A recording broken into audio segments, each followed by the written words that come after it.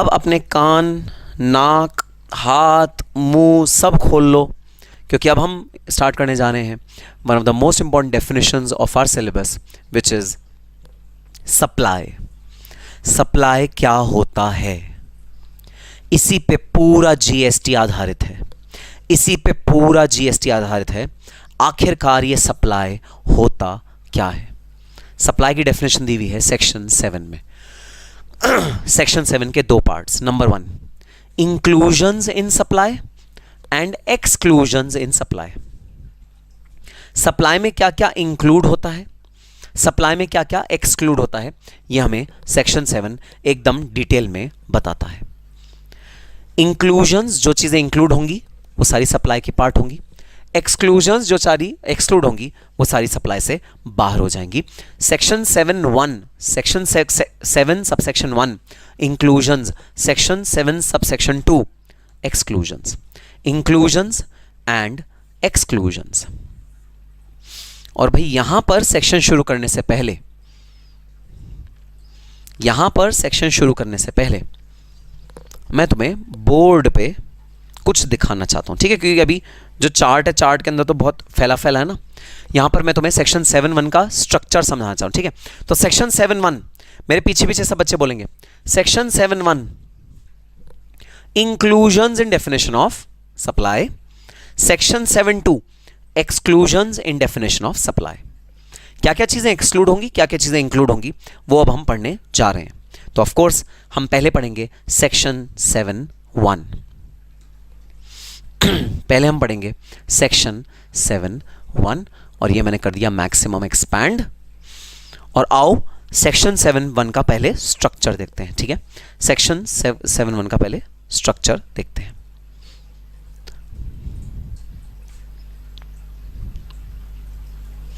Section 7(1) का structure देखते हैं। Section 7(1) inclusions in definition of supply. Inclusions in definition of supply. Supply की definition में क्या क्या चीजें इंक्लूड होती हैं? सप्लाई इंक्लूड्स, भाई यहां पर मीन्स वर्ड नहीं लिखा, यहां इंक्लूड्स वर्ड लिखा है, मीन्स वर्ड नहीं लिखा। मीन्स लिख देते तो हो जाती है एग्जॉस्टिव डेफिनेशन। एग्जॉस्टिव डेफिनेशन मतलब जो लिखा बस वही, इसके अलावा और कुछ नहीं। सरकार ऐसा कतई नहीं चाहती। सरकार कहती है सब कुछ आ जाए भाई, जो लिखा है वो भी, और जो लिखे हुए के आसपास है जो नहीं लिखा वो भी, जो लिखे हुए से सिमिलर है वो भी। तो सरकार ने क्या लिखा? Supply includes, which means this is not an exhaustive definition, this is an inclusive definition. और स्कोप है और भी चीजें आने का इस वाली डेफिनेशन में। तो इसके हैं भाई 4 parts, A B C. 4 parts हैं जो इंक्लूजन्स की डेफिनेशन में आती हैं। तो क्या क्या चीजें इंक्लूड हो रही हैं, क्या क्या चीजें इंक्लूड हो रही हैं? ए बी सी, 4 चीजें इंक्लूड हो रही हैं। ए बी सी, 4 चीजें इंक्लूड हो रही हैं सप्लाई की डेफिनेशन में, ठीक है? अब ब्रॉडली जरा पढ़ते हैं और एक खास बात अंडरलाइन करते हैं। चारों की एक खास बात है जो अंडरलाइन करूंगा, उसके बाद वापस हमने चार्ट पे आ जाऊंगा एक्सप्लेन करने के लिए। अभी सिर्फ तुम्हें खास बात को आइडेंटिफाई करके बता रहा हूं। All forms of supply blah blah blah blah blah blah blah blah blah blah blah blah blah for a consideration. भाई ये कंसिडरेशन क्या होता है? कंसिडरेशन होता है क्विड प्रो क्यो। भाई ये क्विड प्रो क्यो क्या होता है? क्विड प्रो क्यो क्या मतलब? Something in return. Quid pro क्यो का क्या मतलब? Something in return, something in return. यह है फॉर अ कंसिडरेशन। तो जो भी चीज ए में लिखी है वो कंसिडरेशन के साथ होनी चाहिए भाई। पैसा मिलना चाहिए, मारो रोकड़ो मिलना चाहिए। मुफ्त में कुछ भी नहीं है, नथिंग इज फॉर फ्री, मुफ्त में कुछ भी नहीं है। तो जो भी चीज मुफ्त में है वो ए की कैटेगरी में तो भाई नहीं आएगी। बी सी डी देख लेंगे, वो आगे का देख लेंगे, ए की कैटेगरी में नहीं आएगी, ठीक है भाई? नेक्स्ट ए, द एक्टिविटीज और transaction blah blah blah blah blah blah for valuable consideration. अच्छा, ए में भी जो एक्टिविटीज हैं वो भी कब सप्लाई के डेफिनेशन में आएंगी जब वो विद कंसिडरेशन होंगी, मतलब मुफ्त में नहीं, मुफ्त खोरी की आदत नहीं, वो चीज डेफिनेशन में तभी आएगी जब वो कंसिडरेशन उसमें होगी। तो सेम बात आ गई ए में भी, ए में भी क्या आ गई, सेम बात, ठीक है। अब आ जाओ बी में देखते हैं क्या बात है। बी में है भाई इंपोर्ट ब्ला ब्ला ब्ला ब्ला ब्ला ब्ला, ओह सेम बात, फॉर अ कंसिडरेशन। तो बी में भी जो चीजें सप्लाई की लिखी है ना, वो भी मुफ्त में नहीं आएंगी, वो भी जब तक कंसिडरेशन नहीं होगा तब तक नहीं होंगी। जो कि कुछ लिखा है इंपोर्ट ऑफ सर्विसेज, पता नहीं वो मतलब क्या होता है, हमें नहीं पता भाई, हम तो अंगूठा छापे, अब्बा डब्बा डब्बा भी कुछ समझ में नहीं आ रहा, अभी तो बस फॉर अ कंसिडरेशन समझ में आया। ओहो सेम बात। तो मतलब मुफ्त खोरी की आदत जीएसटी एक्ट में नहीं डली हुई है। तीनों क्लॉजेज में अगर कंसिडरेशन होगा तो जीएसटी की लायबिलिटी आएगी, अगर मुफ्त में कोई सामान सप्लाई होगा जीएसटी की लायबिलिटी नहीं आएगी। पहले के 3 क्लॉज हमने देख लिए, अब देखते हैं चौथा क्लॉज पार्ट सी। ध्यान से बहुत ध्यान से, ठीक है, यहीं पर राज छुपा हुआ है। द एक्टिविटीज ब्ला ब्ला ब्ला ब्ला ब्ला ब्ला ब्ला ब्ला ब्ला ब्ला ब्ला ब्ला ब्ला ब्ला ब्ला, ओहो यहां पर क्या है, विदाउट अ कंसिडरेशन। यहां पर क्या है, without a consideration. Without a consideration का क्या मतलब, मुफ्त खोरी, मुफ्त खोरी। चौथे में क्या है भाई, चौथे में क्या है, चौथे में है मुफ्त खोरी। तो जनरल प्रिंसिपल जीएसटी का, एक जनरल प्रिंसिपल पढ़ा रहा हूं भाई, जनरल प्रिंसिपल जीएसटी और the definition of supply only includes transactions or activities which are with consideration. General principle GST supply definition includes only those activities or transactions which are with consideration. There are only 4 transactions. There are only 4 transactions or activities under the ambit of GST which are eligible for terming it as supply even when they are without consideration. दोबारा सुनो भाई, दोबारा सुनो, दोबारा सुनो। GST general principle golden rule. GST is applicable or supply definition includes only those transactions or activities which are with consideration. Only 4 activities and only 4 transactions are such which are listed under clause C. Only 4 activities are such which even if are for without consideration, they will be eligible for supply definition and hence eligible for GST. बहुत ज़्यादा important एक basic principle तुम्हें समझाना था। GST का usual principal, भाई consideration नहीं होगा GST नहीं लग सकता, फ्री की आइटमों पे GST नहीं लगता, जो चीज़ एक दूसरे से फ्री में ट्रांसफ़र कर ली। भाई मैंने अनाउंस किया कि भाई all the bright Vision academy जो फीस लेती है वो बहुत बहुत बहुत कम होती है, उससे सिर्फ हमारे बेयर मिनिमम एक्सपेंसेस निकल पाते हैं, क्योंकि Bright Vision Academy is a NPO non profit making organisation. But still हम सब टीचर्स ने अपने साथ मिलकर एक प्रण लिया कि हम अगला बैच फ्री ऑफ कॉस्ट पढ़ाएंगे। DT, costing, financial accounting, IDT, law, सारे के सारे सब्जेक्ट्स को फ्री ऑफ कॉस्ट पढ़ाएंगे। तुम बता दो, will GST be applicable on that transaction और नॉट? आंसर लिख दो यस या नो, चैट बॉक्स में आंसर लिख दो यस या नो। हम सारे टीचर्स ने मिलकर फैसला किया ब्राइट विजन अकेडमी के कि हम जो अगला बैच है, आने वाला जो है, तुम्हारा वाला नहीं, तुम्हारे वाले से तो पैसे लेंगे। हाँ ना ना ना, ये मत सोचना तुम्हारे साथ हमारा फ्री हो गया तुम्हारे पैसे रिफंड कर दो, ना ना, तुम्हारा बैच नहीं होगा फ्री, तुम्हारे सोचो इमीडिएटली अगला बैच आने वाला है। उस अगले बैच को हम GST, DT, costing, financial accounting, law ethics free में पढ़ाने वाले हैं। बता दो जीएसटी एप्लीकेबल और नॉट, जीएसटी एप्लीकेबल और नॉट? आदर्श कह रहे हैं नो, रुचिका कह रही है नो, हृदय कह रहे हैं नो, लावण्य कह रहे हैं नो, फ्री। अरे आप बोल रहे हो फ्री? अनुराज, यही चाहिए था भाई, मुझे यही चाहिए था, मुझे नो नहीं चाहिए था। सब बच्चे लिख रहे हैं नो, मुझे नो नहीं चाहिए था। नो गलत जवाब है। साक्षी कह रही है सर ये फ्री भी आपको बेनिफिट देगी। अरे तो ठीक है, कोई बात नहीं, बेनिफिट होने दो, साक्षी तुम्हें अच्छा नहीं लगता तुम्हारे टीचर को थोड़ा सा बेनिफिट हो जाए? हैं तुम थोड़ा सा ऐसे इतनी निर्दयी, इतने हार्श दिल की कैसे हो सकती हो कि तुम बेनिफिट नहीं होना चाहती हैं? ये नालायक है जनाब, बहुत बड़ी नालायक है। कह रही है मैं रिकॉर्ड कर लेती हूँ ये बात, और नेक्स्ट बैच को ना मैं ये रिकॉर्डिंग भेज दूंगी कि सर नेक्स्ट बैच फ्री में पढ़ाएंगे। नालायक जवाब तो दे दो, उल्टी सीधी बातें कर तो पहले सबसे पहले होती है ना, जवाब किसी का नहीं आता। सिर्फ एक बच्चे ने बोला, सबने सही नहीं सर जीएसटी एप्लीकेबल नहीं होता, लेकिन सिर्फ एक बच्चे ने उसको बिल्कुल परफेक्शन के साथ जवाब दिया, उसका नाम है अनुराज। तालियां, आप सब तालियां बजाओ अनुराज के लिए। आज मैं नहीं, आप सब तालियां बजाओगे अनुराज के लिए, ठीक है? सब तालियां बजाओ अनुराज के लिए। अनुराज का जवाब क्या है देखो, पढ़ो, मैं रिपीट कर रहा हूं verbally. No if it is not included in clause C.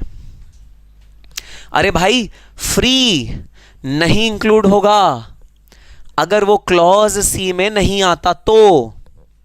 अगर सर टीचिंग प्रोफेशन, अगर सर टीचिंग सर्विसेज, अगर सर टीचिंग का जो आप गुड्स अपना बुक बांट रहे हो, आप कोई स्टेशनरी बांट रहे हो, सपोज मैंने आपको ब्राइट विजन के बैग्स गिफ्ट करे, मैंने आपको ब्राइट विजन की वॉच गिफ्ट करी, मैंने आपको ब्राइट विजन का पेंसिल गिफ्ट किया, पेन गिफ्ट किया, शार्पनर गिफ्ट किया, इरेजर, सर अगर ये सब सी क्लॉज में नहीं आता तो जीएसटी में एप्लीकेबल नहीं होगा। अगर सी क्लॉज में ऐसा लिखा है कि सी में जो वो 4 एक्टिविटीज हैं उसमें टीचिंग एक्टिविटी भी है तो सर फ्री भी टैक्सेबल होगा। अदरवाइज अगर वहां नहीं लिखा तो सर नो। तो सी का क्या जवाब? सी का जवाब भाई, तो सही जवाब क्या? अनुराज का जवाब दोबारा पढ़ रहा हूं भाई, no if it is not included in clause सी।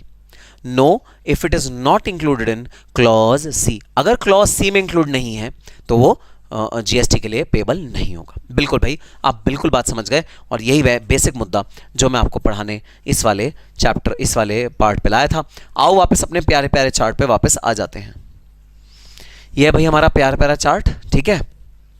और वही 7A के अलग अलग क्लॉजेज मैंने यहां पर लिख दिए हैं। 7A के अलग अलग क्लॉजेज मैंने यहां पर लिख दिए हैं, ठीक है सर? आओ स्टार्ट करते हैं। तो 7.1 में है इंक्लूजन्स। इंक्लूजन्स का भाई मैंने करा 2 पार्ट, ठीक है? With consideration, without consideration, with consideration, without consideration. 7.1C है विदाउट कंसिडरेशन, 7.1A और 7.1B है विद कंसिडरेशन, और 7.1A में ही 7.1AA भी आ जाता है, ठीक है? तो बताओ ये चार्ट का स्ट्रक्चर समझ में आया? पहले बताओ, with consideration, without consideration. Without consideration में वो 4 चीजें, ये रही भाई वो 4 चीजें लिखी हुई हैं, 4 चीजें देखो, 4 ही बुलेट बने हुए। वो 4 चीजें जिनको जीएसटी ने स्पेसिफिकली बोला है ये अगर सप्लाई होंगी विदाउट कंसिडरेशन, इन पे जीएसटी नहीं लगेगा। और इन पे जीएसटी लगेगा, अगर विदाउट कंसिडरेशन भी हुई तो भी इन पे जीएसटी लगेगा। इनके अलावा कोई भी और चीजें अगर फ्री में ट्रांसफर होती है उन पे जीएसटी नहीं लगेगा। तो इन 4 को सप्लाई माना जाएगा इवन अगर ये विदाउट कंसिडरेशन है। बाकी विद कंसिडरेशन तो सारी की सारी चीजों पे जीएसटी लगेगा ही लगेगा, उनको सप्लाई बताया जाएगा ही जाएगा, ठीक है? सो 7.1A 7.1B 2 चीजें हैं हम जो यहां पर इंक्लूड करेंगे। 7.1AA को हम अलग से पढ़ेंगे, ठीक है? तो आओ सबसे पहले 7.1A को पढ़ते हैं। What do you mean by supply? Supply में 7.1A क्या है, आओ जरा पढ़ते हैं। और जी हाँ, लास्ट क्लास में एक बार ब्रीफ में हमने पढ़ा भी था, ठीक है? तो एनी फॉर्म के डिटेल में इस क्लास में नहीं जाऊंगा, ठीक है? बट 7.1A क्या कहता है? All forms of supply, all forms of supply. Chat box में बता दो जरा, चैट बॉक्स में बता दो जरा, क्या इसमें सिर्फ सेल आएगा या इसमें सेल के अलावा नाना प्रकार की और ट्रांजैक्शन, भांति भांति प्रकार की और एक्टिविटीज जो बिजनेस से सरोकार रखती हैं, जो कमर्शियल वर्ल्ड में एग्जिस्ट करती हैं, वो सारी की सारी आएंगी। ऑल फॉर्म्स ऑफ सप्लाई बोला है। क्या इसमें सिर्फ सेलिंग एक्टिविटी और परचेजिंग एक्टिविटी आएगी या उसके अलावा बहुत सारी और चीजें हैं जो इसके अंदर इंक्लूड होंगी? जरा बता दो, जरा बता दो। क्या सिर्फ सेल परचेज या और भी बहुत कुछ? सर और भी बहुत कुछ। Very good. All form of supply of goods and services. और क्या है वो ऑल फॉर्म? सेल तो है ही है, इसके अलावा transfer, barter, exchange, licence, rental, lease और डिस्पोजल। तो सिर्फ सेल पे जीएसटी नहीं लगता भाई, जीएसटी रेंट पे भी लगता है। तुम रेंट पे अपना घर दो, ठीक है, तुमने कोई ऑफिस है, बिल्डिंग है, रेंट पे दिया, ऑफ कोर्स कुछ एक्सेप्शन है जो पड़ेंगे, उस पर भी जीएसटी लगेगा वो भी सप्लाई ऑफ गुड्स या सप्लाई ऑफ सर्विसेज मानी जाएगी। तो सप्लाई का मतलब सिर्फ सेल नहीं होता, सेल के अलावा transfer, barter, exchange, licence, rental, lease, disposal पूरा का पूरा होता है। पूरी डिटेल में नीचे डेफिनेशन लिखी हुई है जो लास्ट क्लास में हमने डिटेल में पढ़ी थी, इस क्लास में उसे रिपीट नहीं करा सारी की सारी डेफिनेशन को। बट स्टार्ट कहां से हो रहा है सेक्शन स्टार्ट कहां से हो रहा है? सेक्शन स्टार्ट हो रहा है all forms of supply of goods and services. सारी की सारी forms of supply of goods and services सब की सब इंक्लूड होंगी किस डेफिनेशन में? सप्लाई की डेफिनेशन में, ठीक है। अगले दो वर्ड्स क्या कहता है? अगले दो वर्ड्स कहता है मेड और अग्रीड टू बी मेड।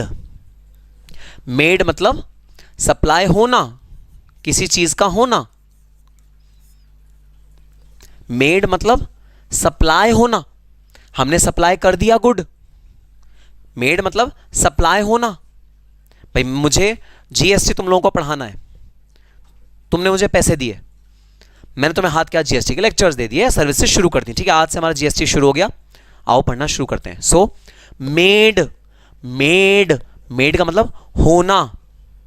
दूसरा agreed to be made, agreed to be made मतलब होने का वादा। अग्री टू बी मेड का बता दो भाई, मतलब अग्री टू बी मेड होने का वादा। तो मेड मतलब होना, अग्रीड टू बी मेड मतलब होने का वादा करना। अच्छा सर, तो वादे पे भी जीएसटी लगता है? हाँ जी हाँ, वादे पे भी जीएसटी लगता है। इस चार्ट के अंदर ही मैं लिखता हूं वादा।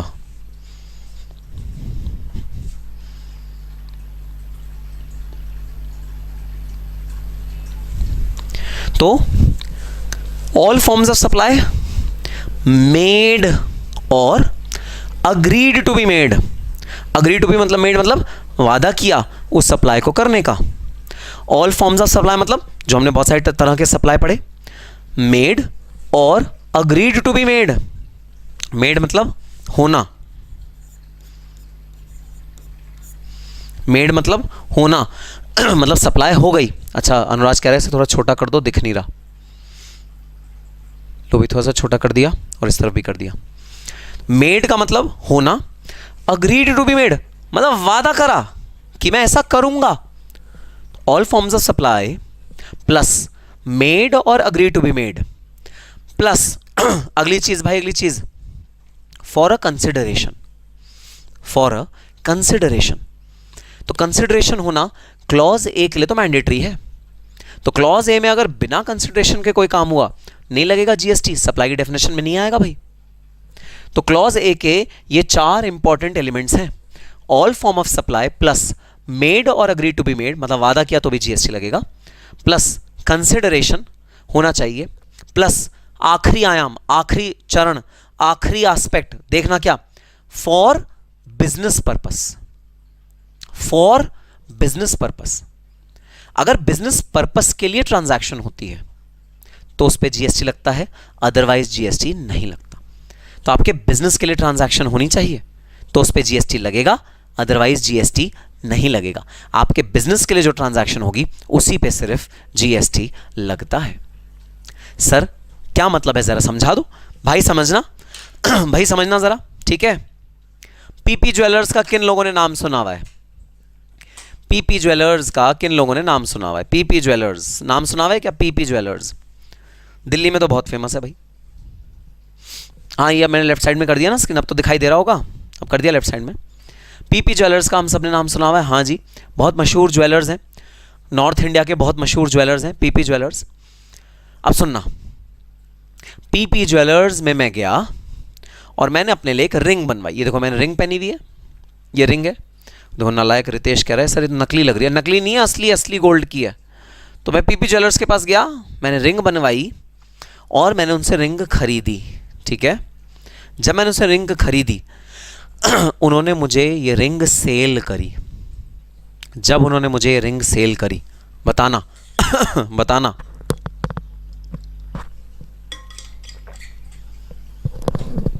बताना बताना, फॉर बिजनेस पर्पस या विदाउट बिजनेस पर्पस? क्या पीपी ज्वेलर्स का काम है रिंग को बेचना, विद बिजनेस पर्पस है या विदाउट बिजनेस पर्पस है? बताना जरा। हाँ हाँ, तनिष्क भी है, कल्याण ज्वेलर्स भी है, बिल्कुल तनिष्क का नाम ले लो, कोई बात नहीं। रितेश गौतम बहुत पिटोगे तुम। क्या फॉर बिजनेस पर्पस या विदाउट बिजनेस पर्पस? क्या फॉर बिजनेस पर्पस या विदाउट बिजनेस पर्पस? बता दो जरा। जब पीपी ज्वेलर्स ने या तनिष्क ने ये रिंग मुझको बेची, फॉर बिजनेस पर्पस या without business purpose? Yes, for business purpose. अब सुनना, अब सुनना, कुछ सालों बाद मैं इस रिंग से हो गया बोर। मैंने कहा यार ये तो बड़ी पुराना सा डिज़ाइन है, इसको बेच के ना कोई नई रिंग ले लेता हूँ, इसको बेच के मैं कोई नई रिंग ले लेता हूँ। ठीक है, अब दोबारा डेफिनेशन को पढ़ते हैं। ऑल फॉर्म ऑफ सप्लाई, मैं ये रिंग बेचने जा रहा हूँ, ठीक है, कहीं भी बेच सकता हूँ, अपने किसी रिश्तेदार को बेच सकता हूँ, वापस ज्वेलर की दुकान पे बेच सकता हूँ, किसी और ज्वेलर कहीं भी बेच सकता हूँ। क्या ये ऑल फॉर्म ऑफ सप्लाई में कवर्ड होगा? हाँ, सेल है। क्या ये मेड और अग्रीड टू बी मेड है? क्या मैं इसे एक्चुअली बेचने वाला हूँ? हाँ, एक्चुअली बेचने वाला हूँ, तो मेड है, मेड वाली कैटेगरी में आ जाएगा। परफेक्ट। क्या ये कंसिडरेशन के साथ होगा? ऑब्वियसली, मैं इतना धर्मात्मा पुण्यात्मा महात्मा तो हूँ नहीं कि रितेश गौतम आया, सर मेरे 95 मार्क्स आए हैं डीटी में और मैंने ये अंगूठी उठारी और उसे दे दी, ले जा, जैसे पहले ज़माने में राजा महाराजा करते थे ना, वो किसी को भी ऐसे अपने यूँ उतार अपना हार और यूँ देते थे गिफ्ट। मैं कोई धर्मात्मा हूँ, राजा महाराजा तो हूँ नहीं, मैं फ्री में दे दूंगा। ऑफकोर्स मुझे पैसे चाहिए मेरी रिंग के बदले। तो क्या कंसिडरेशन है? जी हाँ, कंसिडरेशन है। लेकिन जो लास्ट एस्पेक्ट है बिजनेस पर्पस, क्या ये बिजनेस पर्पस के लिए है या बिजनेस पर्पस के लिए नहीं है? बता दो हाँ या ना। और अगला सवाल होगा, क्या फिर ये सप्लाई की डेफिनेशन में आएगी या नहीं आएगी? अगला सवाल होगा मेरा ये। तो बता दो बिजनेस पर्पस के लिए है या बिजनेस पर्पस के लिए नहीं है। Very good. शुभम रॉय कह रहा है विद बिजनेस। अच्छा, शुभम रॉय उसके लिए कह रहा होगा जब पीपी चल रहा। अब जब मैं बेच रहा हूं, बता दो मैं जब बेच रहा हूं बिजनेस पर्पस के लिए है या नहीं है? वेरी गुड, बिल्कुल सही पकड़े हैं, सही पकड़े हैं। अब बता दो, क्या ये सप्लाई की डेफिनेशन में जो मैं बेच रहा हूं अपनी रिंग, क्या वो सप्लाई की डेफिनेशन में आएगा या नहीं आएगा? क्या वो सप्लाई की डेफिनेशन में आएगा या नहीं आएगा? क्या वो सप्लाई की डेफिनेशन में आएगा या नहीं आएगा? नो, बिल्कुल सही जवाब, बिल्कुल सही जवाब। एक और सिमिलर एग्जांपल, टाटा मोटर्स अपनी गाड़ियां बेचते हैं खूब धड़ल्ले से। टाटा मोटर्स ने जब मेरे को गाड़ी बेची तो क्या बिजनेस पर्पस से बेची? हाँ जी। मेरी जो पुरानी गाड़ी थी वैगनार, मैंने वो सेकंड हैंड किसी और को बेच दी। क्या मैंने बिजनेस पर्पस से बेची? नहीं, मैंने बिजनेस पर्पस से नहीं बेची। तो जब टाटा मोटर ने गाड़ी मुझे बेची, बिजनेस पर्पस सप्लाई की डेफिनेशन में आएगा। जब मैंने अपनी गाड़ी किसी और को बेची, सप्लाई बिजनेस पर्पस नहीं है, सप्लाई की डेफिनेशन में नहीं आएगा। बिजनेस पर्पस नहीं है, सप्लाई की डेफिनेशन में नहीं आएगा।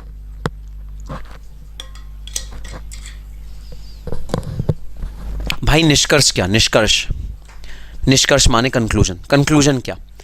चारों एलिमेंट मौजूद होने चाहिए सप्लाई की डेफिनेशन में इंक्लूड करने के लिए। अगर एक भी मिसिंग हुआ तो वो सप्लाई की डेफिनेशन में नहीं आएगा। एक भी मिसिंग हुआ तो वो सप्लाई की डेफिनेशन में नहीं आएगा। चारों चीजें मौजूद होनी चाहिए सप्लाई की डेफिनेशन में इंक्लूड करने के लिए। All things should be there in the transaction to include in supply definition. आओ डेफिनेशन भी पढ़ लेते हैं। All forms of supply of goods and services और बोथ। तो या तो आप गुड्स को सप्लाई कर रहे हो या सर्विसेज को सप्लाई कर रहे हो या दोनों को सप्लाई कर रहे हो, ठीक है। तीनों सिचुएशन में such as sale, transfer, barter, exchange, licence, rental, lease, disposal, made or agreed to be made for a consideration by a person in the course of furtherance of business।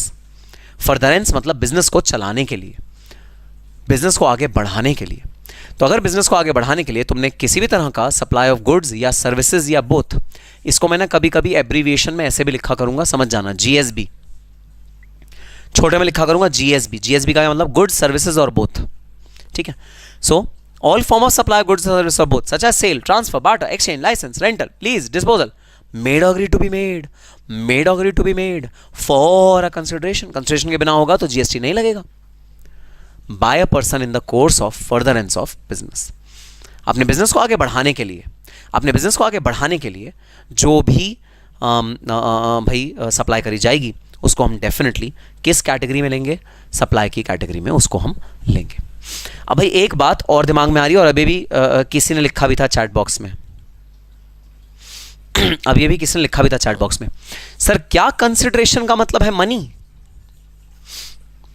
क्या consideration का मतलब है money? तुम जवाब दे दो, मैं नहीं जवाब दूंगा इस चीज का, तुम जवाब दे दो। क्या कंसिडरेशन का मतलब है? सिर्फ मनी। मैंने तुम्हें जवाब भी दे दिया, अब तो जवाब दे दो। मेरे जवाब देने के बाद अगर तुम जवाब ना दे पाओ तो फिर ये तो तौहीन है जवाब की, जो मैं तुमसे जवाब दे पूछ रहा हूं। अब तो जवाब दे दो। क्या कंसिडरेशन का मतलब सिर्फ मनी है? जवाब दे दो, क्या कंसिडरेशन का मतलब सिर्फ मनी है?